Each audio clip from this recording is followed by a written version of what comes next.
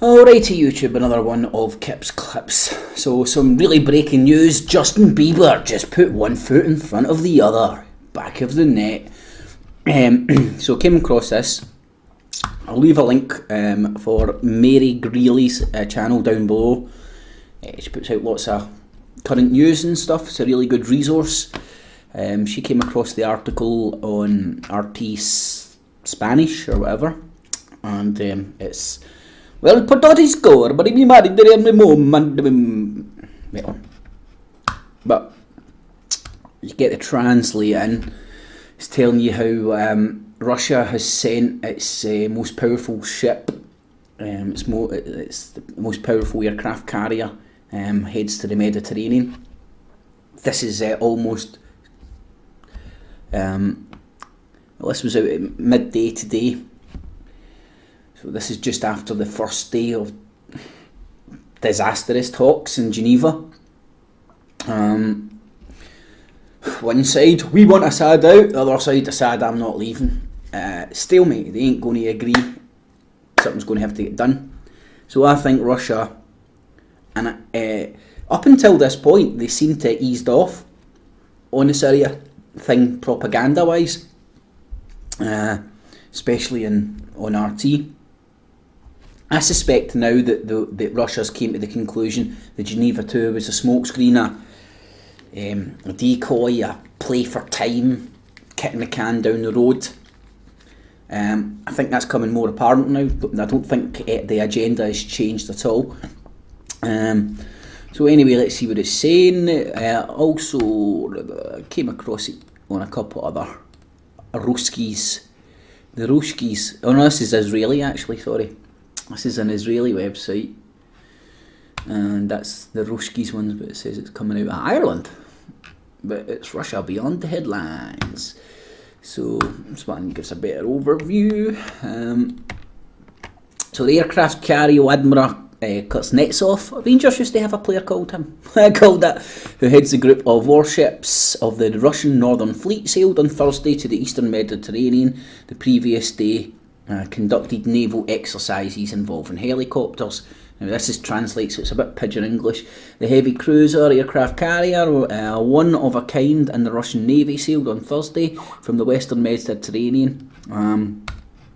What the Israeli one is saying, in a show of force, Russia radically expands Middle East presence by sending aircraft carrier killer nuclear battleship to Syrian shores. So I think in this as well, it's look, there's two landing ships joining Navy unit in Mediterranean.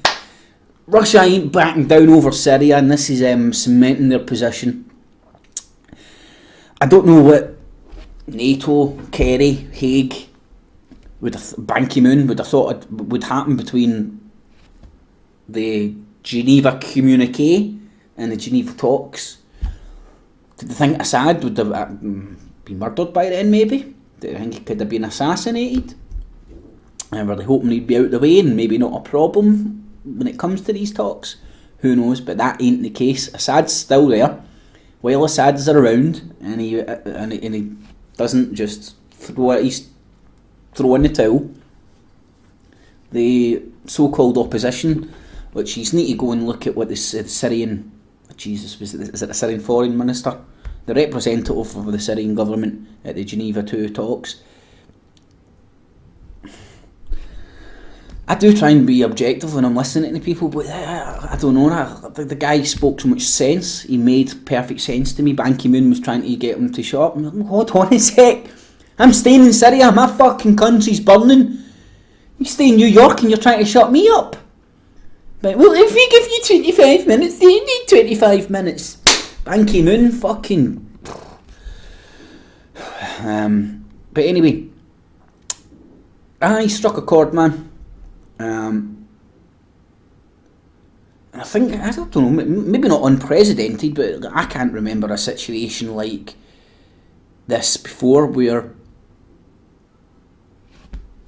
the military agenda is getting played out, but they're not even, they're no longer even asking for support for the people because they know they ain't got it, so they're going to do it by clandestine means.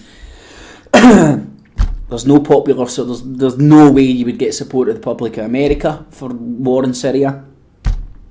But I don't know, maybe things have changed since the last false flag of chemical weapons failed. You're not going to get public support in the UK, you don't get public support in the vast majority of the EU. You don't get public support for very, very little quarters, maybe Saudi Arabia, Qatar, Kuwait. Maybe you get popular support there. But anyway, I'll leave a link for all this down below, you can go and check it out. But Russia certainly is not backing down when it comes to the Geneva 2 talks. This only reinforces their stubbornness in this whole position.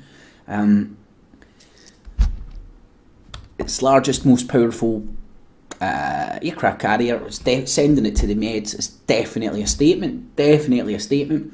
Where was it? It was mentioning about the 2 extra landing crafts. The 2 large landing ships, the Azov of the Russian Black Sea Fleet and of the North Fleet, have passed through the Strait of Dardanelles and joined the Russian permanent naval unit deployed in the Mediterranean, a military diplomat told AVN on Monday. So they ain't. As I said, they certainly are not withdrawing their presence in and around the Syrian coast. They're reinforcing it and are sending in more hardware. But nothing to see here, of course. So I'll leave a link for all those articles down below. You can go and check it out. Leave a link for Mary Greeley's channel as well. Go and check that out, man. Great resource. Thumbs it up, share it on Facebook, Twitter, Google+. If you're glad I brought the information to your attention, check out all the links below. Good way to keep in touch if the channel gets shut down. Check out the radio show, G.U.N.N Glasgow Underground News Network. You'll get me and Kev live every Sunday. truthfrequencyradio.com, 6 to 8 PM UK time. Alrighty, YouTube. Leave all your comments below. Good, bad, ugly and indifferent are all welcome. Alrighty, YouTube. Thanks for listening. Catchies.